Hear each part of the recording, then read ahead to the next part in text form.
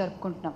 అయితే సమాన హక్కులు, అధికారాలు, అవకాశాలు ఇవన్నీ పక్కన పెడితే అసలు భరోసా ఏది మహిళలకి ఈ రోజున ఆంధ్రప్రదేశ్లో? ఈ కూటమి ప్రభుత్వంలో మహిళలకి భరోసా ఏది? మహిళలకి అభ్యుదయము, మహిళా సాధికారత అని గొప్ప గొప్ప మాటలు మాట్లాడిన చంద్రబాబు నాయుడు గారు ఇప్పటి గౌరవ ముఖ్యమంత్రి సార్, అంటే మీ మాటలు వింటుంటే హాస్యాస్పదంగా అనిపిస్తుంది. ఒక మాట ఏమన్నా మాట్లాడాము అంటే ఆ మాటకి క్రెడిబిలిటీ ఉండాలి. అది మీరైనా, డిప్యూటీ సీఎం గారు పవన్ కళ్యాణ్ గారైనా, హోంమంత్రి వంగల్పూడి అనిత గారైనా, ఒక మాట నోట్లోంచి వచ్చిందంటే ఆ మాటకు క్రెడిబిలిటీ ఉండాలి. కానీ ఈ రోజున ఆ క్రెడిబిలిటీ కూడా క్రెడిట్లో తెచ్చుకోవాల్సిన పరిస్థితి మీ కూటమి ప్రభుత్వానికి. ఈ రోజున మహిళలకి ఎటువంటి భరోసా లేదు, ఎటువంటి ఆసరా లేదు, మీ పాలనలో రక్షణ లేదు. కానీ వైఎస్ఆర్ కాంగ్రెస్ పార్టీ ప్రభుత్వంలో గత 5 ఏళ్లు కూడా మహిళలకి అగ్రతాంబూలాన్ని ఇచ్చినటువంటి ఘనత మా పార్టీ అధినేత వైఎస్ జగన్మోహన్ రెడ్డి గారిది, అప్పటి రాష్ట్ర ముఖ్యమంత్రి వైఎస్ జగన్మోహన్ రెడ్డి గారిది. నవరత్నాల్లో కూడా 90% లబ్ధిదారులు మహిళలే ఉన్నారు. 90% ఇచ్చిన నవరత్నాల హామీల్లో లబ్ధిదారులు 90% మహిళలే ఉన్నారు. అంటే మహిళా సాధికారతే లక్ష్యంగా అడుగులు వేసినటువంటి ఘనత గత 5 సంవత్సరాలు వైఎస్ఆర్ కాంగ్రెస్ పార్టీకే దక్కిందని చాలా గర్వంగా చెప్తాను నేను. డీబీటీ ద్వారా 1.89 లక్షల కోట్లు, అలాగే నాన్ డీబీటీలో మరో 94,347.26 కోట్ల సాయాన్ని అందించారు. మహిళా భద్రత, మహిళా అభ్యుదయం కోసం పోరాడిన ఘనత వైఎస్ఆర్ కాంగ్రెస్ పార్టీది. దివంగత నేత రాజశేఖర్ రెడ్డి గారు ఎప్పుడూ ఒక మాట చెప్తూ ఉండేవారు, మహిళలు ఇంటి బాధ్యతను అంతా మోస్తూ ఉంటారు, వాళ్ళు సంతోషంగా ఉండాలి, వాళ్ళకి కొంచెం ఆసరా మనం కల్పిస్తే ఇంకా రాష్ట్రం ముందుకు నడుస్తుంది, ఇంకా దేశం ముందుకు నడుస్తుంది అని. ఆ మాటని గుర్తుపెట్టుకుని వాళ్ళ నాన్నగారి కంటే 2 అడుగులు ముందే ఉండి ఈ మహిళా సాధికారతలో, మహిళా అభ్యున్నతిలో, మహిళల రక్షణలో మా అధినేత వైఎస్ జగన్మోహన్ రెడ్డి గారు సుపరిపాలన అందించారు గత 5 ఏళ్లు కూడా. ఎటువంటి దుస్సంఘటన జరిగినా కూడా నిమిషాల్లో అక్కడికి చేరుకునేటువంటి పోలీసులు, దిశా వ్యవస్థ, SOS నెంబర్ ద్వారా, ఫోన్ షేకింగ్ ద్వారా లొకేషన్ని ట్రేస్ చేసి అక్కడికి చేరుకుని సంపూర్ణ వివరాలను సేకరించి వాళ్ళకి, ఆ నిందితులకి శిక్ష పడేలా చేసి విక్టిమ్స్కి న్యాయం జరిగేలా చేసినటువంటి ఘనత గొప్ప దిశ యాప్ది. ఆ దిశ యాప్ని ఈ రోజున మీరు నిర్వీర్యం చేసేసారు. అంటే దీన్ని మేము దిశ యాప్కు జాతీయ స్థాయిలో 19 అవార్డులు వచ్చినటువంటి ఈ యాప్కు దిశ చట్టం రావాలి అని చెప్పి మేము ఆ కాగితాలని పంపిస్తే ఇప్పటి విద్యాశాఖ మంత్రి, ఇప్పటి హోంమంత్రి ఆ కాగితాలని తగలబెట్టేశారు. ఆ రోజున మీరు అనుకుని ఉండొచ్చు కాగితాలు తగలబెట్టేశామని, కానీ ఈ రోజున అవే నిప్పులు ఆడవాళ్ల ఒంటి మీద కనబడుతున్నాయి. మీకు కనిపించట్లేదా? ఆ రోజున పేపర్లు తగలబెట్టేశారు, ఈ రోజున అదే నిప్పుల్లో ఆడపిల్లలు తగలడిపోతున్నారు. అవేమీ మీకు కనిపించవు కదా అస్సలు. అంటే మీది ఈ మహిళా భద్రత విషయంలో మీ కూటమి ప్రభుత్వం ఫెయిల్ అయింది అని మీ మంత్రి గారే, ఉప ముఖ్యమంత్రి గారు, గౌరవనీయ పవన్ కళ్యాణ్ గారే ఒప్పుకున్నారు. Yes, we fail to protect our women in AP అని ఆయనే ఒప్పుకున్నారు. ఇకపోతే అనిత గారు గత ఏడాది జూన్ నుంచి జనవరి మధ్య నెలల్లో కూటమి పాలనలో మహిళలపై నేరాలకు సంబంధించి 16,809 కేసులు నమోదైనట్లు శాసనసభలో ఆవిడే వెల్లడించారు. ఇన్ని కేసులు నమోదైనట్లు వెల్లడించుకొని అదేదో అంటే ఇన్ని కేసులు వచ్చాయని ఆవిడ ఏదో చెప్పుకున్నారు, కానీ దానికి తగ్గ న్యాయం మేము ఒక్క కేసు కన్నా చేశాము అని ఆవిడ ఎందుకు చెప్పలేకపోయారు అదే శాసనసభలో? ఎందుకంటే మీరు చేయలేరు కాబట్టి, మీవన్నీ ఉత్తుత్తి మాటలే కాబట్టి. ఒక్కొక్క కేసు చూసుకుంటే మనము అనకాపల్లి జిల్లా రాంబిల్లి మండలం కొప్పుగొండుపాలెంలో 9వ తరగతి బాలికను ప్రేమోన్మాది నరికి చంపేశాడు. ఆ విషయంలో మీరు ఎలాంటి న్యాయం చేయలేదు. అలాగే రాష్ట్ర ప్రభుత్వ పోలీస్ వ్యవస్థ అసమర్థతకు గుర్తుగా నేటికి నంద్యాల జిల్లా మచ్చుమరి ఘటన మనకు కనబడుతుంది. ఆ కేసులో పోలీసులు చేసిందేంటి? ఒక దళిత యువకుడిని లాకప్ డెత్ చేసి మమ అనిపించారు. ఆ తర్వాత కృష్ణా జిల్లా గుడ్లవల్లేరు ఇంజనీరింగ్ కాలేజ్ అమ్మాయిలు 300 వీడియోలు ఉన్నాయి మావి అంటే దాన్ని కెమెరాలు ఎక్కడున్నాయి చూపించండి అంటూ నారా లోకేష్ గారు హేళన చేశాను. అది పరిస్థితి. ధర్మవరం 1 టౌన్ సిఐ నాగేంద్ర ప్రసాద్ గారి తల్లి స్వర్ణకుమారి గారు 62 ఏళ్ళు ఆవిడ మిస్ అయిందని కంప్లైంట్ ఇస్తే కొన్ని రోజులు ఏదో విచారణ జరిపినట్టు జరిపి తర్వాత హత్య చేశారని చెప్పేశారు. పోలీసు వాళ్ళ పరిస్థితి ఇలా ఉంటే మిగతా వాళ్ళ పరిస్థితి ఏంటి? చిత్తూరు జిల్లా పొంగనూరులో 7 ఏళ్ల బాలిక అంజుమ్ విషయంలోనూ అదే జరిగింది. బాలికని ప్రాణాలతో కాపాడలేకపోయిన హోంమంత్రి పొంగనూరుకు వెళ్లి రాజకీయం మాత్రం బాగా చేశారు. డిప్యూటీ సీఎం పవన్ కళ్యాణ్ గారి నియోజకవర్గంలో కూడా అదే జరిగింది.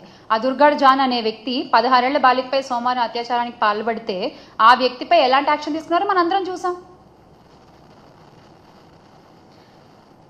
మీ ప్రభుత్వంలో ఇలా జరుగుతుంటే మా ప్రభుత్వంలో, గత ప్రభుత్వంలో వైఎస్ఆర్ కాంగ్రెస్ పార్టీ అధికారంలో ఉన్నప్పుడు, జగన్మోహన్ రెడ్డి గారు ముఖ్యమంత్రిగా ఉన్నప్పుడు మహిళలకు ఎంత భరోసా కల్పించారు. ప్రతి అడుగులోనూ ఒక సోదరుడిగా, ఒక కొడుకుగా తోడుండి మహిళల్ని ముందుకు నడిపించిన ఘనత వైఎస్ జగన్మోహన్ రెడ్డి గారిది.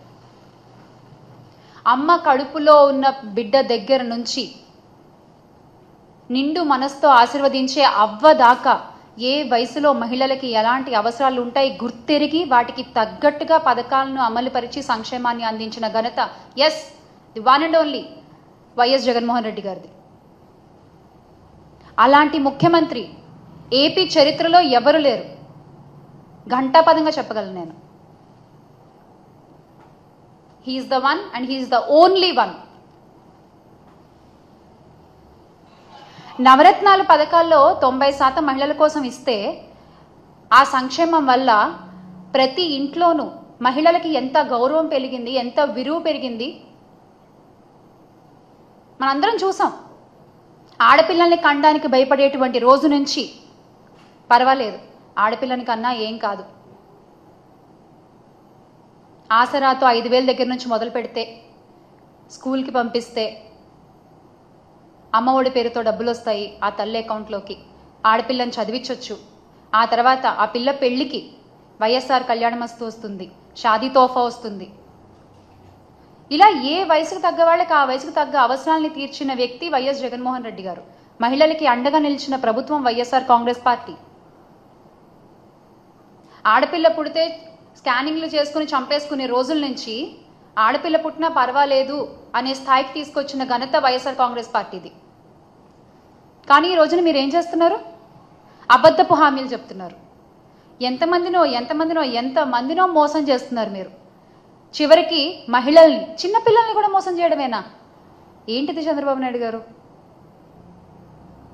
ఈ రోజున మీరు 33% రిజర్వేషన్ అని మాట్లాడుతున్నారు కదా, కానీ ఎలాంటి ధర్నాలు జరగకుండా, ఎలాంటి పోరాటాలు చేయకుండా, ఎవరు నోరు తెరిచి ఇది అడగకుండానే మా జగన్మోహన్ రెడ్డి గారు మహిళల కోసం 50% రిజర్వేషన్ అనేటువంటిది ఆయన చేసి చూపించారు. ఎవరు అడగలేదు ఆయన్ని, ఎవరు దానికోసం పోరాటాలు చేయలేదు. కానీ ఆయనకి తెలుసు ఒక మహిళ కోసం నించోవాలి అని ఆయనకు తెలుసు. అందుకనే ఆయన చేసి చూపించారు. అందరికంటే ముందుగానే ఆయన మద్దతుగా నిలిచారు. వైఎస్ జగన్మోహన్ రెడ్డి గారి దార్శనికతతో వేసిన అడుగులు ప్రతి ఒక్క మహిళలో ఎంత ధైర్యాన్ని పెంచాయో గత 5 ఏళ్లలో మనం చూసాం. అలాగే ఆయన మంత్రివర్గంలో తొలిసారిగా హోంమంత్రిగా ఒక మహిళకి పదవినిచ్చి వైఎస్ఆర్ గారు రికార్డు సృష్టిస్తే, ఆయన అడుగుజాడల్లో నడుస్తున్నటువంటి మన వైఎస్ జగన్మోహన్ రెడ్డి గారు ఆ మాటని ముందుకు నడిపిస్తూ ఆయన మంత్రివర్గంలో అణగారిన వర్గానికి చెందిన 5 మహిళలకి హోంమంత్రిగా ఆయన అవకాశం కల్పించారు.